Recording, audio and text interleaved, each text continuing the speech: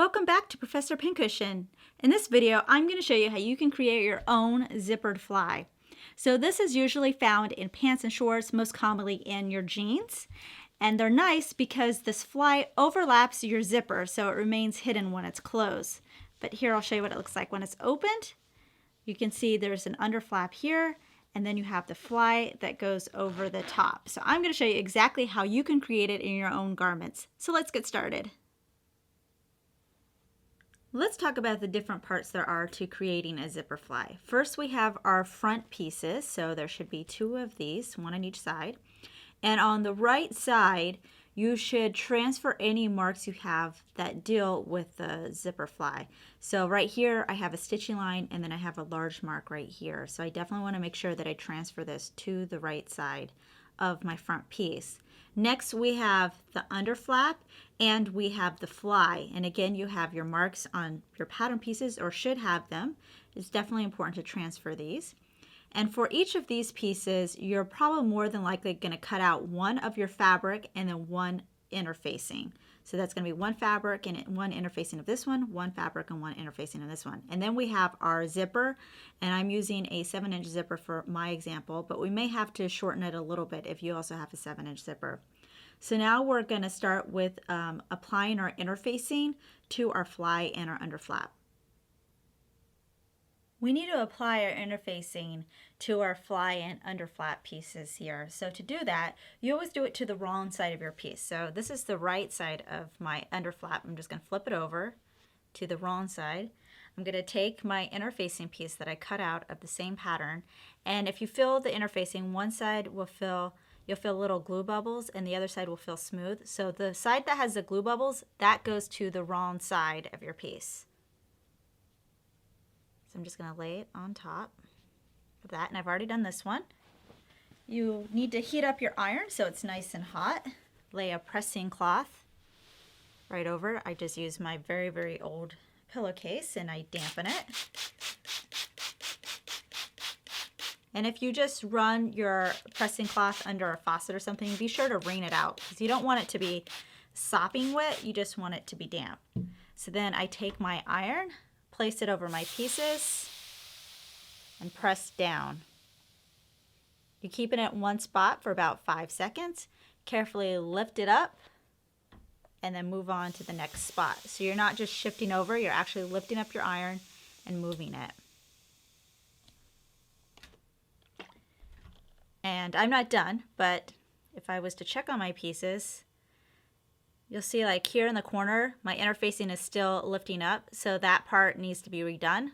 But from this point, it's sticking, so I don't have to worry about that. Maybe just apply a little bit of heat to here, and then that'll be done. So that's how you check it. You just make sure it's sticking. And then just do the pieces that you need to retouch up. Next, you need to take your fly piece, and this is my fly with the interfacing to the back. I'm going to flip it over to the wrong side, and we need to edge finish this curvy side here. So you don't need to worry about this side or this side. It's just going to be this side. So you have a couple of different options. You can overlock or you can zigzag stitch around the edge and then turn it up 1/4 inch. Or you can do a regular stitch 1/4 inch away from the edge and then fold it up right on that stitching line. Either way, whatever one you do, once you fold it up the 1/4 inch, you're going to press it and then you're going to stitch right along the edge here at the top of your raw edge because we want to keep that down so we have a nice finished edge right on this curve of our fly. So I'm doing the method where I'm just stitching a line 1/4 inch away from this raw edge here, right along the curve. And I'm just doing a regular width stitch, and I'm back stitching on both sides. So it's going to stay in the fly even after the thing is done.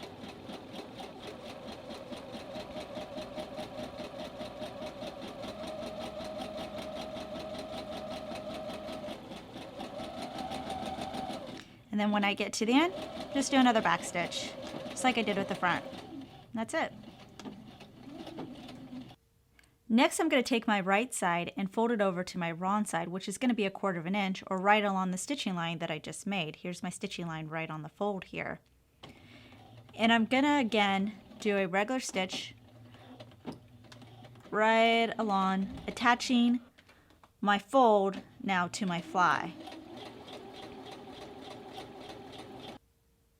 Next, you're going to take your front pieces of your garment. So here's my front. I have one side and the other side. And if you're following a pattern like I am, at this point, your front pieces should already be somewhat attached. Mine are attached right here. And this is going to be our opening of where we're going to do our zipper fly.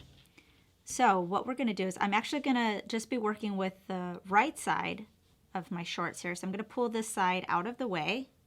And I'm going to take my fly. This is the one we just did our edge finish on. Flip it so it's going to be right side to right side. And I'm going to match up the top of the fly to the top of my shorts and make sure that any notches I have here are going to line up.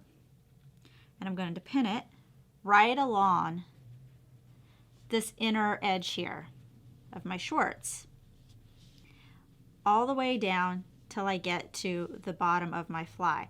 Now your fly, like I had to clip mine right here in the center, so if you ever clip, your fly might extend a little bit past that. That's fine. We're just trying to get as close as we can. And once you have this all pinned up, you're going to take it to your machine and you're going to go ahead and stitch whatever your seam allowance is that it calls for in your pattern. In my particular case, it's a 5/8 inch seam allowance. So I'm going to go ahead, pin this, stitch my 5/8 inch seam allowance, and then you could go ahead and press it open, pressing your fly away from your shorts or your garment. And you don't have to press the seam open. You're going to have the seam underneath your fly. So all the seam allowance is going to be pressed in this direction toward your fly. When creating a seam, I'm going to go ahead and just do a regular whisk stitch and make sure to backstitch on both ends. And again, you're doing whatever your seam allowance is called for in your pattern. So I'm just going to stitch here to the end.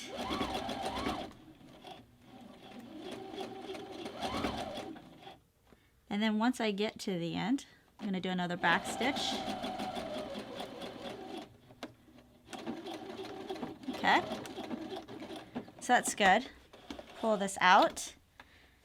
Now here's my seam right here. So before I press it, I'm just going to take my scissors and I'm going to trim my seam allowance. So there's about 1/4 of an inch left from my stitching line. So I'm going to trim all this here off and leaving about 1/4 of an inch. And then I'm going to press it like I showed you before, where it's all going to be pressed in this direction, including the seam allowance. And then we're going to do an understitch, which I'll show you how to do. When doing an understitch, you're going to make sure that you stitch on the side of the fly right along the seam line. So I'm going to stitch right along here, making sure that I don't cross the seam line over into my garment. And I'm just doing a regular whisk stitch, back stitching, and going all the way down the side of the fly. And this is going to keep my seam allowance that I just trimmed attached to the back of my fly. And it's also going to help for when we turn our fly to the wrong side of our garment. It's going to create a nice crease there. So now we're going to go about putting in our zipper into our fly.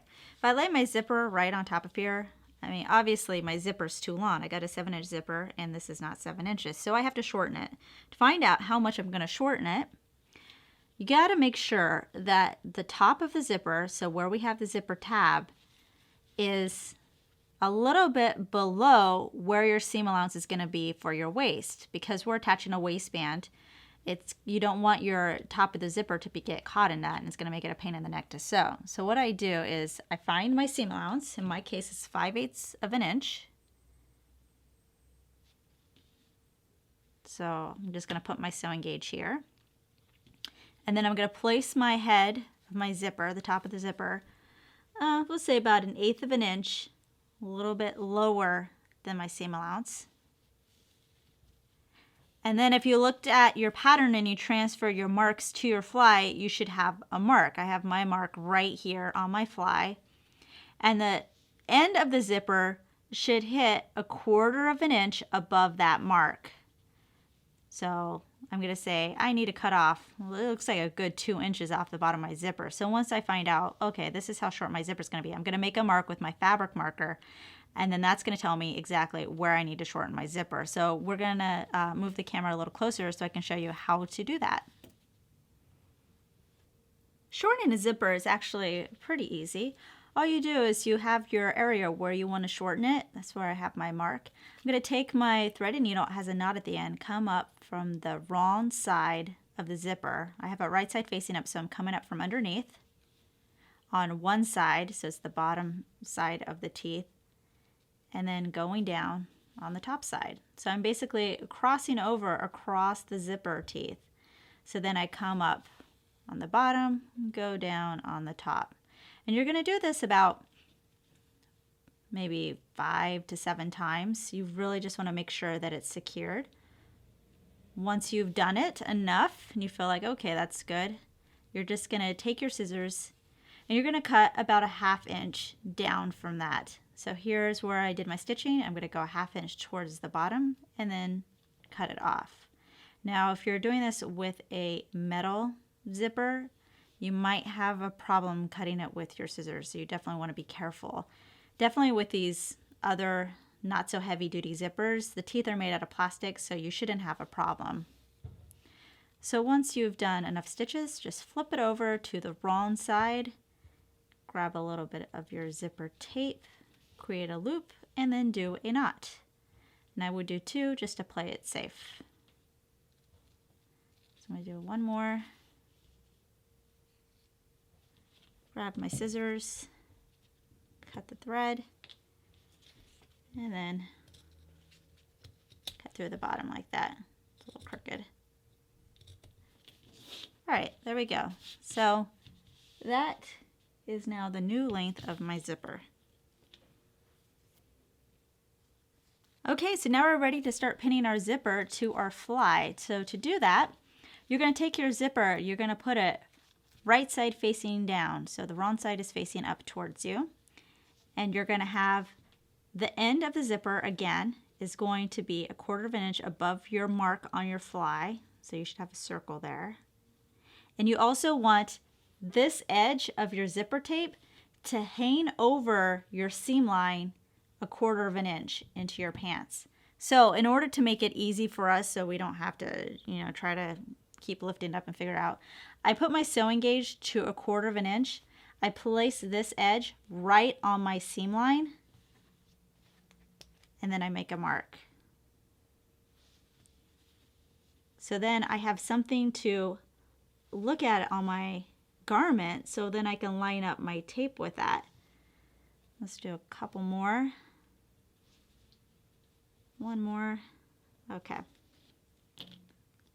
It just makes it a lot easier. So now I can line up this edge with the marks that I made.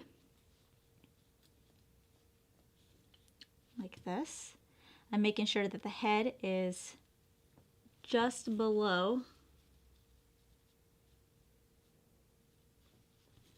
my seam allowance. And once everything seems like it's lining up, I'm going to pin on this side of my zipper. Just this side. We're just lining this up, but you don't have to pin it because this is where we're going to be stitching in our next step. So once everything is straight, just stick in some straight pins to hold it so we can stitch it.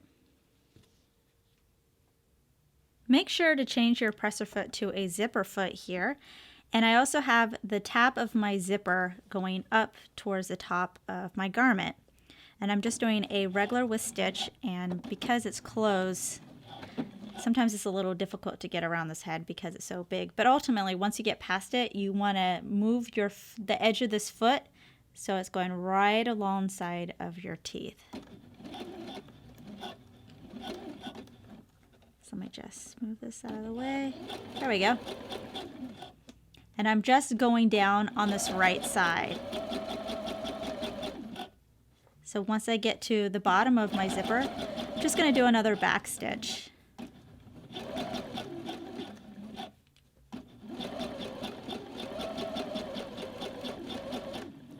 Alright, so here's the bottom. Do a couple back stitches. And now half our zipper is put in. Now you're going to take your fly and you're going to fold it over to underneath the right side of your garment. So I'm just folding it over. So now my fly is underneath my garment and you're going to press this. Then you're going to flip it over to the wrong side of your garment. And see, here's our fly and here's the zipper we just did. Straighten everything out. And then what you're going to do is you're going to stitch along this curved edge again. But you're just going to do a basting stitch. So it just needs to be a big stitch and it doesn't need to do a back stitch or anything like that. And you're going to do it from up here, down here to here, being careful not to get this left part. This is the part of the zipper tape that we did not stitch. We stitched this side. So if you need to just pin this up out of the way, then go ahead and do that because we just want to make sure that we don't stitch this. And I'm stitching it 1/4 of an inch away from this fold of where we did our edge finish on our fly. So here's my fold, so I'd go 1/4 of an inch in. So I'm going to do that now. So I'm going to start here at the top. Make sure my machine's on a basting stitch. 1/4 of an inch. Remember, no back stitch. And then I'm just going to go down around the curve. And if you want to do this in a contrasting stitch or thread, that's even better. Because what we're going to do is after we finish stitching this, we're going to flip it over to the right side. You're going to be able to see the stitching or the basting you just did. And then you're going to do a regular stitch right on top of that basting. So this we're just using to create a guideline so we can do our finishing stitch on the right side of our garment. So I'm just going a little bit slower around the curve so I can make sure I do a nice curve. I'm going to pull this left zipper tape out of the way so I get closer. And then finish it right off the fly. So that's it. Again, no back stitch. Now I flip my garment back over to the right side and I'm going to stitch right on top of my basting stitch, which you can see right here.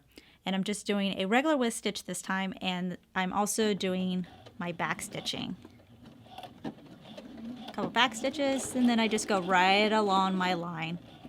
And if you did a contrasting thread after this part, you can just remove your basting stitch. Since mine is white on white, I'm just going to go ahead and leave it in as long as I do a neat job and you can't even tell. Now we're going to be focusing on the left side of our garment. So here's the left side. The right side has the zipper. So now we're over here and we're looking at the wrong side of our garment. If you go to the bottom, right where you have the fly attached to the right side, right across from that, you should have a mark on the left-hand side. Should have been on your pattern. So at this mark, you're gonna make a cut. It's gonna be 3/8 of an inch long. So I'm just gonna use my sewing gauge that's marked at 3/8. I'm gonna make a mark, get my scissors, and I'm going to cut.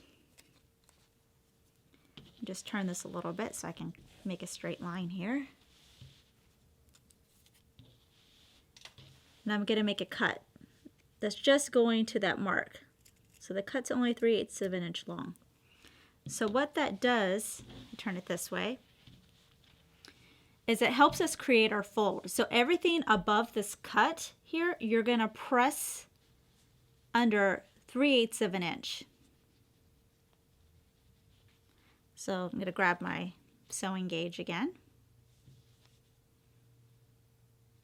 Measure up 3/8 and do a pin. And I need to do it down here.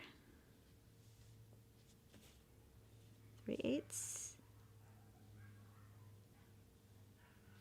and pin it. And then I'm going to do it all the way up here, and then you're going to press it at your ironing board. I flipped my garment back over to the right side. So here's the left side where I just did the fold. So it's folded over 3/8 of an inch. And I just moved my pins to the right side so it would be a little bit easier for me. And pressed it. Now you're going to take your zipper and you're going to open it all the way. And now you're going to pin this side of your zipper to the left side. Just make sure that wherever you started the top of your zipper, the same distance down from the top of your garment is where you're going to do the same thing on this side. So if I did 3/4 of an inch, I'm starting 3/4 of an inch down because we want to make sure that everything is going to be straight. And then you're going to pin this so that the fold of your fabric is lining up right along the teeth. It's not overlapping the teeth, it's just going right alongside of it. And I'm going to do that all the way down. Because the next step is we're going to baste the left side of the zipper to our fabric. I'm going to switch back over to my zipper foot again. And just like I did before, I'm now going to baste my zipper into place. And my foot's going right, here's my zipper teeth right here, so I'm going right alongside them. Just tacking it down.